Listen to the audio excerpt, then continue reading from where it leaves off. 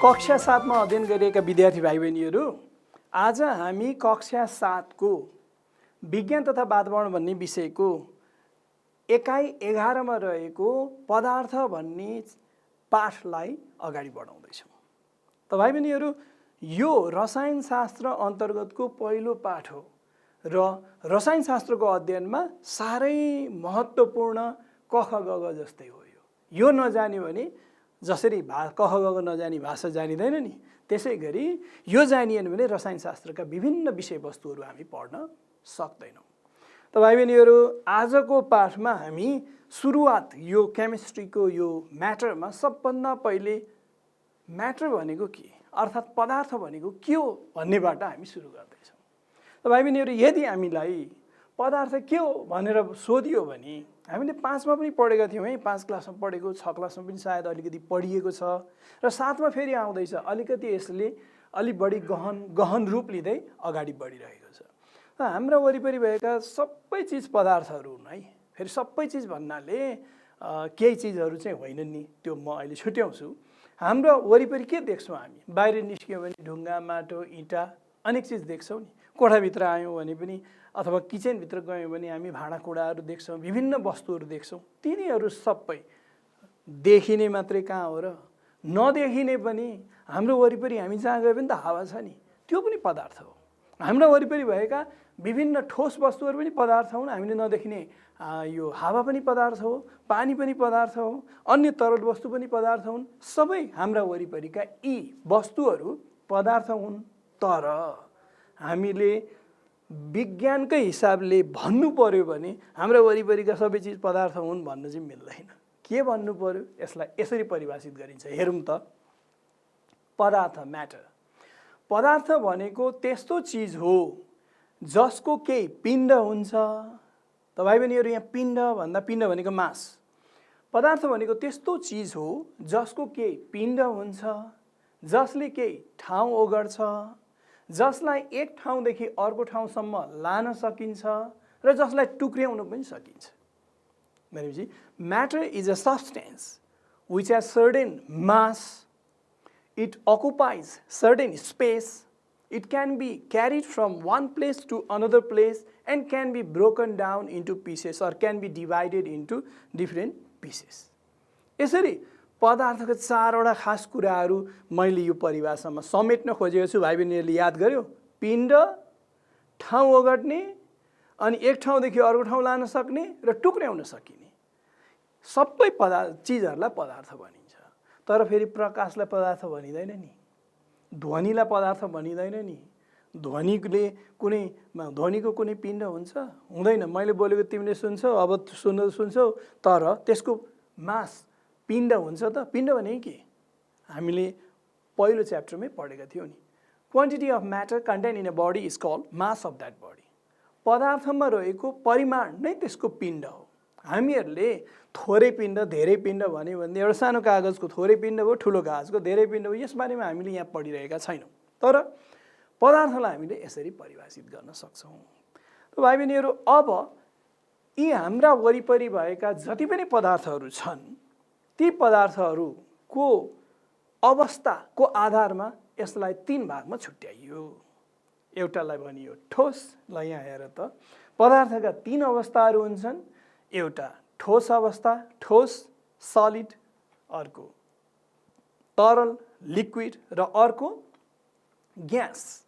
यसरी पदार्थका 3 अवस्थाहरू हुन्छन्, ठोस, तरल र ग्यास। यो त हामीले 5 कक्षामै पढेका हौँ, हैन त? अब यसलाई गहनतम रूपमा फेरि अब ठोस भन्नाले कस्तो वस्तुलाई ठोस भन्ने, कस्तोलाई तरल भन्ने, कस्तोलाई ग्यास भन्ने, त्यतातिर लागौँ है त।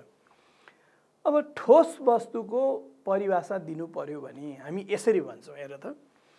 कुनै निश्चित आकार र आयतन भएको पदार्थलाई ठोस भनिन्छ। आकार भन्नाले सेप भयो, आयतन भनेको भोल्युम भयो। A substance having definite shape and definite volume is called solid. भनेपछि कुनै निश्चित आकार भएको र यसको चाहिँ नि निश्चित आयतन भएको। जस्तै भनौँ न, मैले यो एउटा मार्कर पेन, यो मार्कर पेन जुन हामी लेख्न प्रयोग गर्छौँ, यसको एउटा निश्चित आकार छ नि। यो लाम्चो छ, हैन। अनि यसको आयतन पनि निश्चित छ। यसको आयतन यसले मैले यसलाई कतै राखेँ यसरी भने यसले केही ठाउँ ओगट्छ नि, यसले ओगटेको ठाउँको नाप गर्ने हो भने त्यो नै यसको आयतन हो नि। हामीले जस्तै आयतन नाप्नु पर्यो भने भाइ बहिनीहरू पहिले पनि त हामीहरूले यो म्याथमा पनि गरेका छौँ। भल्युम भनेको लम्बाइ इन्टु चौडाइ इन्टु उचाइ गरेर हामी आयतन नाप गर्छौँ नि। त्यसै गरी अरू तरिकाले विभिन्न आकारका वस्तुहरूको आयतन नाप गरिन्छ। त जे होस्, हामीले अहिले चाहिँ हामीलाई चाहिएको कुरो के, ठोस भनेपछि त्यस्तो वस्तु जसको निश्चित आकार हुन्छ र जसको निश्चित आयतन हुन्छ। आकार र आयतन दुईटा कुरो याद गरौँ हैन, सेप एन्ड भल्युम। अब यहाँ प्रश्न के आउँछ भने नि, ठिक छ बुझियो, त ठोस वस्तुको निश्चित आकार चाहिँ किन हुन्छ त, तरलको त निश्चित आकार हुँदैन भनेर हामी पढ्दैछौँ अहिले पछि। यस्तो निश्चित आकार हुनुको कारण हेर है त, ठोसका अणु वा परमाणुहरू बीचको आकर्षण शक्ति बलियो भएकोले यसले निश्चित आकार लिन्छ। The attraction force between the atoms or molecules of solid is very strong. That's why it can take a definite shape. निश्चित यिनीहरू जस्तै भनौँ न, म यहाँ एउटा उदाहरण दिउँ, जस्तै यो ठोस वस्तुको यो एउटा परमाणु भनौँ, फलामको यो परमाणु, अर्को फलामको परमाणु योसँग एकदम नजिक, अर्कोको पनि एकदम नजिक, यसरी खाँदिएको जस्तो अत्यन्तै नजिक हुन्छन्। यसरी परमाणुहरू एक आपसमा यति धेरै नजिक भए भने ती परमाणुहरू बीचको आकर्षण शक्ति पनि बलियो हुन्छ। यसरी बलियो आकर्षण शक्ति भइसकेपछि त्यसले एउटा निश्चित स्वरूप ग्रहण गर्दछ। त्यसैले ठोस पदार्थको निश्चित यो आकार हुनुको कारण के हो, त्यसमा भएका अणु वा परमाणुहरू बीचको आकर्षण शक्ति साह्रै बलियो हुन्छ। त्यो बलियो आकर्षण शक्तिको कारणले यसले एउटा निश्चित आकार ग्रहण गर्दछ। र अब हामी तरलतिर लागौँ है त। अब तरल भनेको चाहिँ कस्तो पदार्थ भन्दा त्यही आकार र आयतनकै हिसाबले भन्दैछु है। म फेरि सबै चिज म आकार र आयतनको हिसाबले ठोस तरल ग्यासलाई म छुट्याउँदैछु। हेरौँ त दोस्रो, तरल लिक्विड कुनै निश्चित आकार नभएको तर निश्चित आयतन भएको पदार्थलाई तरल भनिन्छ। यहाँनिर फरक देख्यौ, यहाँ आकार र आयतनको कुरा गर्दै थियौँ, आकार पनि निश्चित आयतन पनि निश्चित भएको चाहिँ ठोस सलिड, तर यहाँ तरलमा आइपुगेपछि चाहिँ आकार चाहिँ निश्चित नभएको आयतन चाहिँ निश्चित भनियो। अब यो एकपटक यसलाई प्रयोगै गरेर हेरौँ न त। मैले यहाँ एउटा कुरो देखाउन खोजेँ हेर है त। यो एक बोतल पानी लिएँ हैन, यो 1 लिटर पानी। अब हामी यो है भाइ बहिनीहरू, यो 1 लिटर पानी छ हैन, यो 1 लिटर पानीको आकार कस्तो भन्यो भने, अब कस्तो भन्ने, यो बोतल जस्तै आकार छ नि, भित्रको पानी है, बोतलको भनेको होइन, भित्रको पानीको आकार बोतलमा राखेको छ, बोतलै जस्तो छ।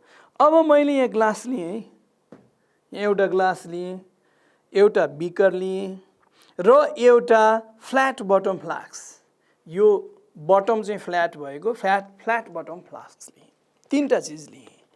अब मैले यहाँ पानी राखेँ हैन। अब यो पानीको आकार कस्तो भनेर सोधेँ भने ग्लासको आकार जस्तो छ, पानीको आकार पनि त्यस्तै हो भन्ने हुन्छ नि त होइन र। यो झन्डै झन्डै बेलना आकारको जस्तो भयो हैन। यहाँ अलिकति ठुलो र यहाँ अलिकति सानो छ, नभए यो ठुलो सानो पनि बराबर भएको भएदेखि बेलना आकार जस्तै भन्ने तिमीले म्याथमा पढ्छौ नि। अब यस्तै गरेर यो बिकरमा मैले पानी राखेँ, हेर है त, बिकरमा पानी राखेँ। अब बिकरमा पानी राख्दाखेरि अब पानीको आकार कस्तो भन्दा बिकरकै जस्तो हैन र, के आकारमा फरक आएन त। अर्को यो फ्ल्याट बटम फ्लास्कमा मैले पानी राखेँ हेर है। अब मैले 3 ठाउँमा त्यहाँ पानी राखेँ र पनि मसँग अलिकति पानी छ। अब मैले तिमीलाई सोधेँ यो के, यो सबै पानीको आयतनमा केही परिवर्तन आयो होला त भनेर सोध्ने हो भने आयतनमा केही परिवर्तन आयो त? आएको छैन। यहाँ 200 ml लेखिरहेको छ, 200 भन्दा अलिकति बढी पानी छ। यहाँ भएको पानी यहाँ भएको पानी, यहाँ भएको पानी र यहाँ भएको पानीको आयतन जोड्ने हो भने फेरि 1 लिटरै हुन्छ है।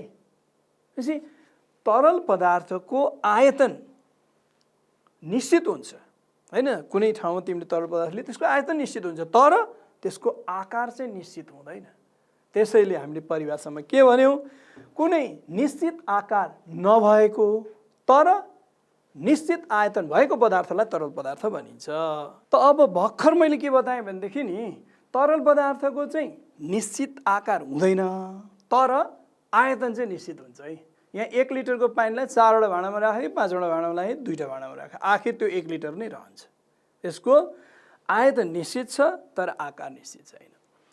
जस्तो भाँडामा राख्यो त्यस्तै हुन्छ। अब कारण चाहिँ के, यो आकार निश्चित नहुनुको पछाडि के कारण छ? ल, तरलका अणु वा परमाणुहरू बीचको आकर्षण ठोसका अणु वा परमाणुहरूको भन्दा कमजोर भएकोले तरलले कुनै निश्चित आकार लिन सक्दैन। The attraction force between the atoms or molecules of liquid is weaker than the attraction force between the atoms or molecules of solid. So, liquid cannot take a rigid shape. निश्चित आकार लिन सक्दैन। यसको मूल कारण अघि जस्तै मैले बताएँ त्यसरी नै हेर त, यो तरल पदार्थका अणुहरू बीचमा नि अलिकति बढी दूरी हुन्छ। अगाडि मैले ठोस पदार्थका अणुहरूको बीचमा यति धेरै दूरी बनाएको थिएन नि हैन। यिनीहरू बीचको दूरी बढी हुन्छ। यिनीहरूले एक अर्कालाई गर्ने आकर्षण शक्ति ठोस पदार्थका अणु वा परमाणुहरू भन्दा यिनीहरूको अणु वा परमाणुहरू बीचको आकर्षण शक्ति कमजोर हुन्छ। त्यसैले गर्दा यिनीहरूले कुनै निश्चित आकार लिन सक्दैनन्। त भाइ बहिनीहरू यो पनि सिद्धियो। अब यो तरललाई मैले पन्साइदिएँ है। अब ग्यासतिर जाउँ न हैन। ग्यास चाहिँ के त, ल हेरौँ त।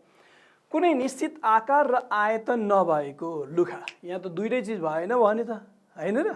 आकार पनि निश्चित छैन, आयतन पनि निश्चित छैन। हेर यो कुरो याद गर, हामीले आकार र आयतन मात्रै भन्दैछौँ सुरुदेखि। निश्चित आकार र आयतन भएको ठोस, निश्चित आकार चाहिँ नभएको, आयतन चाहिँ निश्चित भएको तरल। अहिले त दुईटै छैन अरे।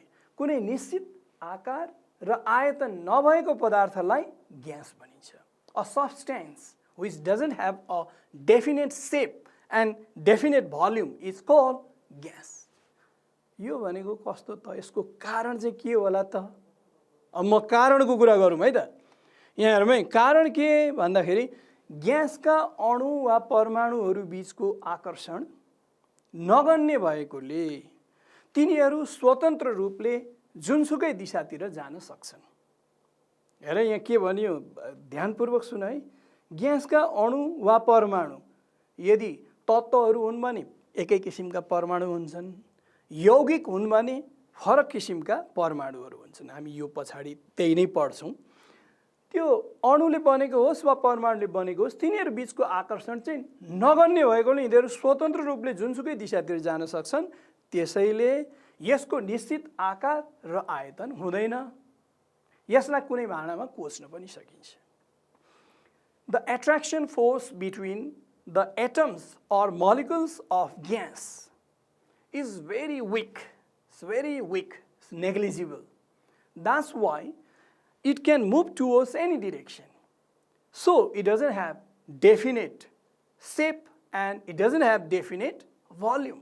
यसको निश्चित आकार पनि छैन, यसको निश्चित आयतन पनि हुँदैन। अनि जताततै हिँड्न सक्छ। जस्तै भनौँ न, तिमीले यसलाई याद छ, कतै हामीले आगो बाल्यो भने धुवाँ उठ्छ नि। धुवाँ कता जान्छ? धुवाँ भनेको के हो? धुवाँ भनेको त्यो दाउरा बल्दा निस्केको मसिना ठोसका कणहरू हावामा उडेको।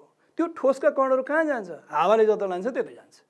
अब हावा चाहिँ कता जाँदो रहेछ त भन्दा विभिन्न दिशातिर भएर फैलिँदै फैलिँदै फैलिँदै त्यही हावामा हराउँछ कि हराउँदैन? यसको मतलब हावाका कणहरू स्वतन्त्र रूपले विभिन्न दिशातिर जाँदो रहेछन् र तिनीहरूले ती ठोस कणहरूलाई पनि त्यसै नै लिएर गए। यसबाट के साबित हुन्छ भने धुवाँको कणको मद्दतले हामीले हावाको कणहरूको चाल अथवा हावाका अणु परमाणुहरूको चाल चाहिँ नि पत्ता लगाउन सक्छौँ। यसको निश्चित आकार पनि हुँदैन र निश्चित आयतन पनि हुँदैन। भन्नुको भन्दा हामीले ग्यासलाई देखाउनु पर्यो तुलनात्मक रूपले भने यो जति दूरी छ नि यसका अणुहरू ग्यासका अणुहरू अथवा परमाणुहरू बिचको दूरी चाहिँ त्योभन्दा बढी पर हुन्छ र यिनीहरू बिचको आकर्षण नगर्ने भएको हुनाले जताततै जाने भएको हुनाले यसले निश्चित यसको आयतन पनि नहुने भयो। त्यसो हो भने मैले लास्टमा के भने, यसलाई कुनै भाँडामा कोच्न पनि सकिन्छ। ल यसो सोच त, कुनै भाँडामा ग्यास कोचेको थाहा छ? भाँडामा अर्थात् कुनै ठाउँमा थाहा छ नि? साइकलको त्यो ट्युबभित्र, टायर भन्छौँ, ट्युब भन्छौँ, त्यसभित्र हावा कोचेर राखिएको हुँदैन त? धेरै हावा कोच्न सकिन्छ नि। त्यस्तै मोटरसाइकलको ट्युबभित्र पनि कोच्न सकिन्छ। ग्यास पदार्थलाई कोच्न सकिन्छ, तरललाई कोच्न अलिक सकिँदैन। त्यसै गरेर सकिँदैन र ठोसलाई पनि कोच्न सकिँदैन। यो एउटा गुण ग्यासको छुट्टै खालको छ। त भाइ बहिनीहरू, अहिलेसम्म मैले के बताएँ त भन्दा, पदार्थ के हो, पदार्थका तीनवटा रूप, ठोस, तरल, ग्यास।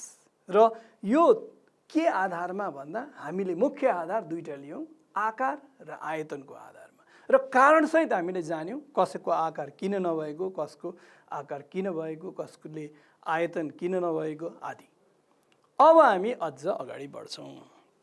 के भाइ बहिनीहरू, हाम्रा वरिपरि भएका जति पनि पदार्थहरू छन् नि, ठोस हुन्, तरल हुन्, ग्यास हुन्, तिनीहरूलाई दुई भागमा ठक्कै बाँडिएको छ। एक किसिमको पदार्थलाई तत्त्व भनिन्छ, एलिमेन्ट। अर्को किसिमको पदार्थलाई यौगिक भनिन्छ, कम्पाउन्ड। हामी कम्पाउन्डको बारेमा पछि पढ्छौँ।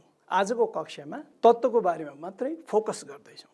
तर पनि अब कुरा निस्किहाल्यो, त्यसैले अलिकति चाहिँ जानकारी यौगिकको बारेमा पनि गरौँला। तत्त्व भनेको के हो त? पदार्थमा तत्त्व भनेको के हो त? यहाँ स्क्रिनतर्फ हेरौँ त। कुनै पदार्थलाई कुनै पनि प्रक्रियाद्वारा दुई वा दुईभन्दा बढी अन्य पदार्थहरूमा विभाजन गर्न सकिँदैन भने त्यसलाई तत्त्व भनिन्छ। जस्तै हाइड्रोजन, अक्सिजन, फलाम आदि।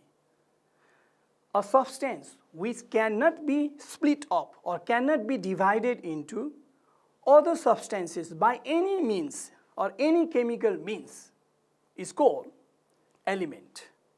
कुनै चिजलाई अर्को चिजमा बदल्न सकिँदैन। भन्नु यो अलिकति गहिरो कुरा आयो नि त, हैन? ल यसलाई उदाहरण लिएर हेरौँ न त। यसको उदाहरण पनि यहाँ हामीले फेरि हाइड्रोजन, अक्सिजन, फलाम भन्यो, तर त्यो परिभाषालाई अलिक इलाबोरेट गरेर हेरौँ, अलिक फैलाएर बुझौँ है त। मैले एक टुक्रा फलाम लिएँ, ड्याम घनले पिटौँ है, के हुन्छ? यो चौडा हुन्छ। यसलाई पातलो बनाउन सकिन्छ। सुइँ काट्दिउँ यसलाई, फलाम काट्ने कैँचीले टुक्रा पारिदिउँ। अनि त्यसपछि फेरि चुम्बकले तान, जस्ताको तस्तै। सुरुको फलामलाई पनि चुम्बकले तान्थ्यो, अहिले पनि तान्छ। ल पिटेर ठोकेर टुक्रा पारेर यसलाई अर्को चिजमा परिणत गर्न सकिएन। अर्कै कुनै चिज बन्छ कि भनेर ट्राई गरे। ल अब तताउन थालौँ। तताएलाई रातो हुने गरी तताउँ, अझ पहेँलो सेतो हुने गरी तात्छ। भरे सट्टै पग्लिन्छ, फलाम पनि झोल भयो, हैन? अब अर्कै चिज बन्यो कि? हेरौँ, विचार गरौँ। ल अझै तताइदिउँ। तताएको यसलाई बाफको रूपमा परिणत गर्न पनि सकिन्छ है। फलामलाई तताउँदै तरललाई पनि बाफमा परिणत गर्न सकिन्छ। तर अब छोडिदियो भने बाफ फेरि तरल बन्छ, तरल फेरि ठोस बन्छ, फेरि उही फलाम त्यही चुम्बकले तान्छ। जति गर्दा पनि यो त साह्रै जब्बर पो रहेछ, चेन्जै गर्न सकिएन। हो, तत्त्वमा यही गुण हुन्छ। चाहे ताप देऊ, चाहे कुनै भौतिक क्रिया गर, चाहे रासायनिक क्रिया गर, त्यसैलाई चाहिँ अर्को वस्तुमा परिणत गर्न सकिँदैन। अर्को वस्तुसँग मिलाउन सकिन्छ र अर्कै पदार्थ बन्छ, तर यसैलाई टुक्र्याएर योभन्दा सरल पदार्थहरूमा परिणत गर्न सकिँदैन। त्यस्तो चिज चाहिँ तत्त्व हो। त्यस्तो चिजलाई हामी एलिमेन्ट भन्छौँ। अब यो बुझियो। अब यौगिक हामी अहिले पढिरहेका छैनौँ, तर पनि अलिकति मात्र बताइहालौँ। दुई वा दुईभन्दा बढी तत्त्वहरू आपसमा कुनै निश्चित अनुपातमा मिलेर, रासायनिक रूपले मिले भनेको आफ्नो गुण सबै गुमाएर अर्कै गुण भएको पदार्थ बनाउँछ। दुई वा दुईभन्दा बढी तत्त्वहरू आपसमा रासायनिक रूपले निश्चित अनुपातमा मिलेर बन्ने पदार्थ यौगिक हो। ल अब उदाहरण पनि सुनिहालौँ है। हाइड्रोजन एउटा तत्त्व हो, अक्सिजन अर्को तत्त्व हो। 2 भाग हाइड्रोजन 1 भाग अक्सिजनसँग मिल्यो भने अर्कै चिज बन्छ, न हाइड्रोजन न अक्सिजन, पानी बन्छ। त्यो चाहिँ यौगिक हो। यौगिक बारेमा यति मात्रै है, हाम्रो आजको उद्देश्य यौगिक पढ्ने होइन, त तत्त्व र यौगिक डिफ्रेन्सिएट गरेको मात्रै हो। त यसरी तत्त्वको बारेमा हामीले अलिकति केही बुझ्यौँ। अब रसायनशास्त्रको अध्ययन गर्दा, केमिस्ट्रीको अध्ययन गर्दा तत्त्वहरू कतिवटा छन् भन्ने पहिले बुझ्नु पर्यो। तत्त्वहरू अहिलेसम्म डिक्लेयर गरेको 118 वटा छन् है। तत्त्वहरूको सङ्ख्या 118 भनियो र यो 118 मा 92 वटा चाहिँ प्राकृतिक तत्त्व, बाँकी रहेका 26 वटा चाहिँ कृत्रिम तत्त्व भनिन्छ। यो प्राकृतिक तत्त्व, कृत्रिम तत्त्व दुईटैलाई जोड्दा जम्मा कति? 118। अब अर्को कुरा गरौँ। यो कृत्रिम तत्त्व भनेको चाहिँ वैज्ञानिकहरूले प्रयोगशालामा बनाएको तत्त्वहरू, प्रकृतिमा प्राप्त हुने तत्त्वहरू चाहिँ 92 वटा। अब यो तत्त्वहरूको अध्ययन त नि हामी यहाँ 7 क्लासमा मात्रै होइन, 8मा पनि गर्छौँ, 9मा पनि गर्छौँ, 10मा पनि गर्छौँ, 11मा पनि गर्छौँ, 12मा पनि गर्छौँ, माथिसम्म धेरै परसम्म, धेरै माथिल्लो कक्षाहरूसम्म, माथिल्लो चाहिँ डिग्रीहरूसम्म पनि हामी तत्त्वको अध्ययन गर्नुपर्ने हुन्छ। अब कहिलेकाहीँ के हुन्छ नि, एउटा तत्त्व अर्को तत्त्वसँग मिलेर यौगिक बन्छ। अब कहिले चाहिँ नि ती तत्त्वहरू मिलेर बनेको यौगिक विभाजन भएर तत्त्व बन्छ। यसरी यो सबै कुराहरू अध्ययन गर्न सरल होस् भन्ने उद्देश्यले 118 वटै तत्त्वहरूलाई छोटकरीमा लेख्ने एउटा सिस्टम बसाइएको छ, जसलाई तत्त्वहरूको सङ्केत भनिन्छ है। अब यो सङ्केत भनेको के? तत्त्वहरूको सङ्केत गयौँ है। अब हामी हेर त, सिम्बोल। सिम्बोल भनेको फेरि याद गरौँ, यौगिकको सङ्केत हुँदैन नि, यौगिकको अणुसूत्र हुन्छ।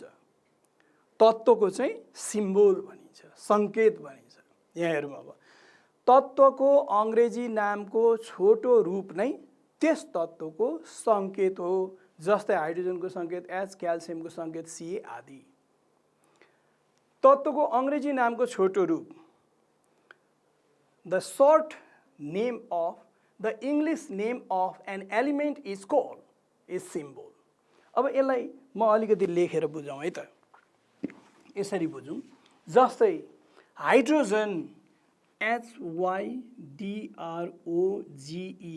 अङ्ग्रेजी नाम हाइड्रोजन एउटा तत्त्व हो। त्यसै गरेर अर्को अक्सिजन, त्यसै गरेर अर्को क्याल्सियम।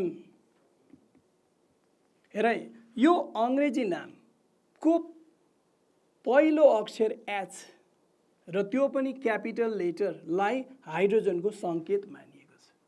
त्यसै गरेर अक्सिजनको पहिलो अक्षर O, पहिलो अक्षर O, क्यापिटल ओलाई अक्सिजनको सङ्केत मानिएको छ।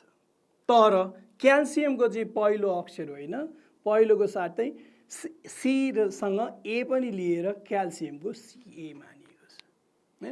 यसरी कुनै पनि तत्त्वको सङ्केत भनेको त्यसको अङ्ग्रेजी नामको सामान्यतया पहिलो अक्षर लिइन्छ र पहिलो अक्षरबाट थुप्रै एलिमेन्टहरू सुरु भएका छन् भने अन्य अक्षर पनि राखेर एउटा या दुईटा वा एउटा अक्षरबाट त्यसको सङ्केत लिएको छ। हाइड्रोजनको H, क्याल्सियमको C आदि।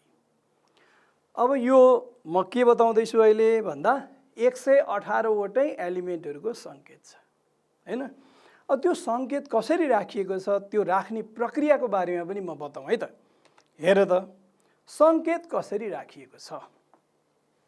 पहिलो तरिका, तत्त्वको अङ्ग्रेजी नामको पहिलो क्यापिटल अक्षरलाई त्यो तत्त्वको सङ्केत मानिएको छ।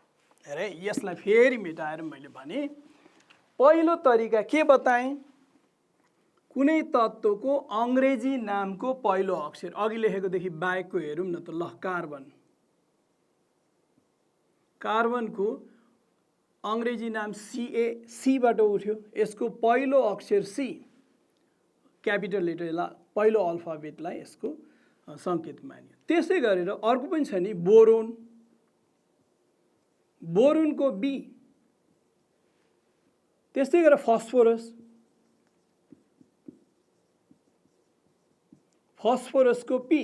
यसरी अङ्ग्रेजी नामको पहिलो अक्षरलाई क्यापिटल अक्षरलाई तत्त्वको सङ्केत मानिएछ। एउटा तरिका यो है। अब यही तरिकाले मात्र त चलेन काम। जस्तै भनौँ न कार्बनको सी भनेपछि क्याल्सियमको पनि सी भन्नु मिल्छ, क्लोरिनको पनि सी भन्नु मिल्छ, मिलेन नि त। त्यसैले दोस्रो तरिका पनि अपनाइयो। नम्बर 2 मा हेरौँ त, 2 वा 2 भन्दा बढी तत्त्वहरू अङ्ग्रेजी नामको एउटै अक्षरबाट सुरु भएका छन् भने तीमध्ये एउटाको सङ्केत त्यसको नामको पहिलो क्यापिटल अक्षर र अरू तत्त्वहरूको सङ्केत पहिलो क्यापिटल अक्षरका साथै एउटा अर्को सानो अक्षर पनि लिएर 2वटा अक्षरलाई त्यो तत्त्वको सङ्केत मानिएको छ। यो त अहिले गहिरो रहेछ है। अब बुझौँ न, यो के गाह्रो चिज त केही छँदै छैन नि। जस्तै भनौँ न कार्बनको सी लेख्यो नि, अघि यहीँ लेखिसक्यो।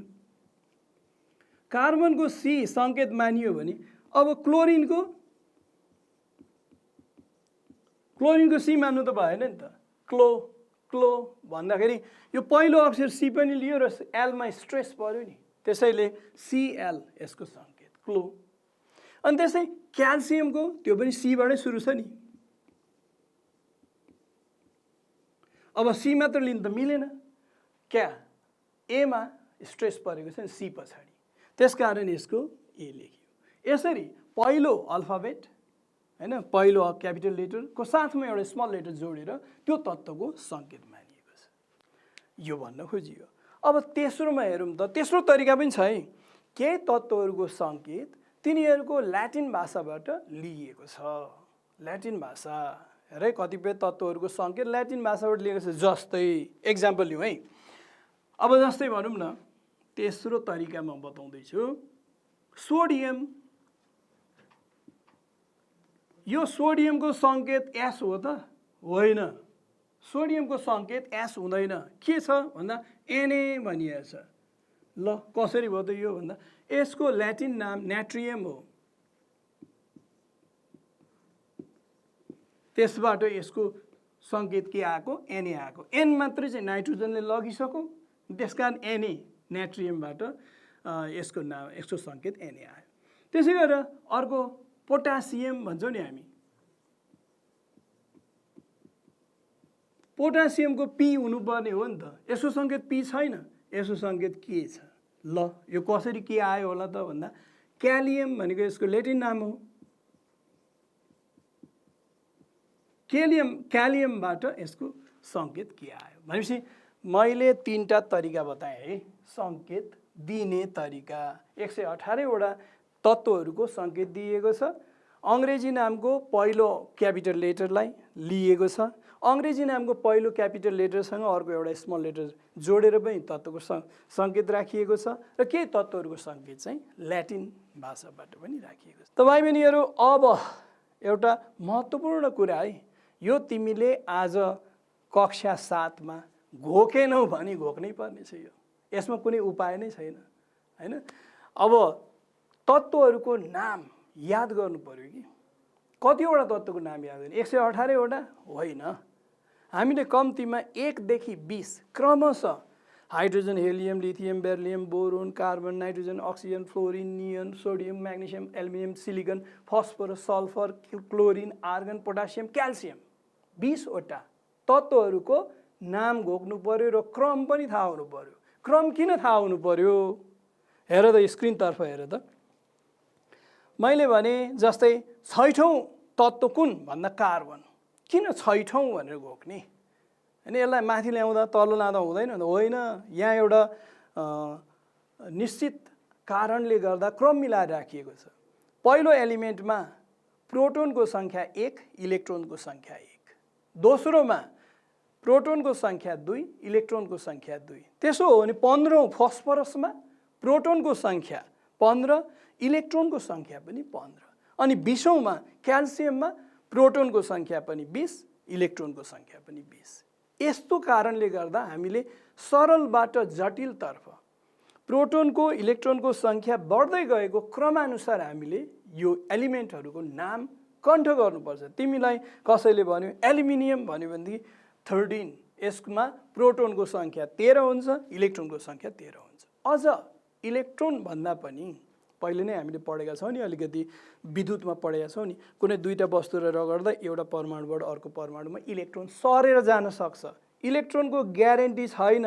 अब एल्युमिनियममा 13वटा इलेक्ट्रोन होला भन्ने ग्यारेन्टी छैन। कहिलेकाहीँ एउटा दुईटा इलेक्ट्रोन यसले गुमाएको अवस्था पनि हुनसक्छ। तर प्रोटोनमा त ग्यारेन्टी छ नि, यसको न्युक्लियसभित्र 13वटै प्रोटोन हुन्छ, त्यो सर्दैन।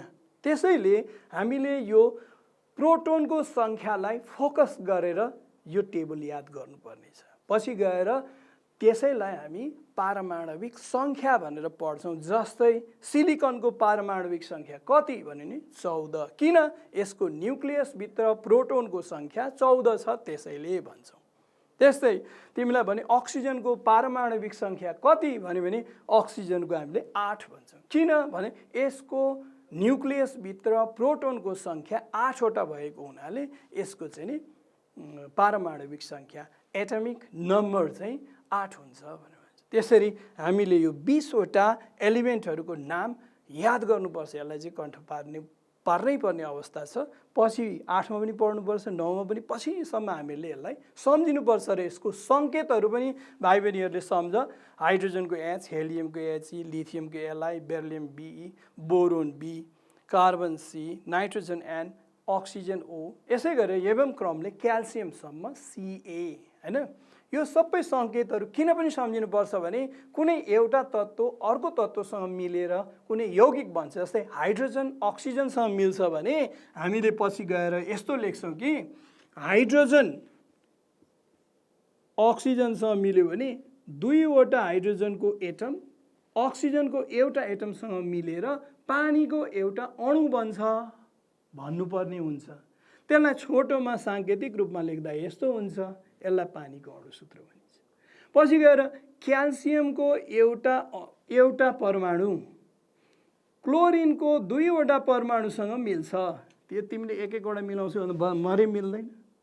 भनेपछि क्याल्सियमको एउटा परमाणु क्लोरिनको 2वटा परमाणुसँग मिल्छ। 3टासँग पनि मिल्दैन, एउटासँग पनि मिल्दैन, एक एकवटा पनि हुँदैन। यसरी यो पछि हामीले यस्तो लेख्नुपर्ने हुन्छ क्याल्सियम क्लोराइड भनेर। त्यसैको लागि यो सङ्केतहरू पनि पुरै सम्झिनुपर्छ र यो पारमाणविक सङ्ख्याको आधारमा क्रम नम्बर पनि सम्झिनुपर्छ।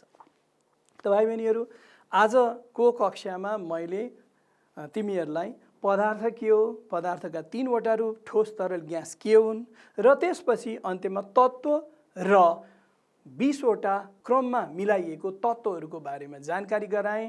अब आशा छ यो जानकारी तिमी कहीँ पनि भन्न सक्छौ, लेख्न सक्छौ भन्ने आशा गर्दै आजको कक्षा म यहीँ अन्त्य गर्दैछु। धन्यवाद।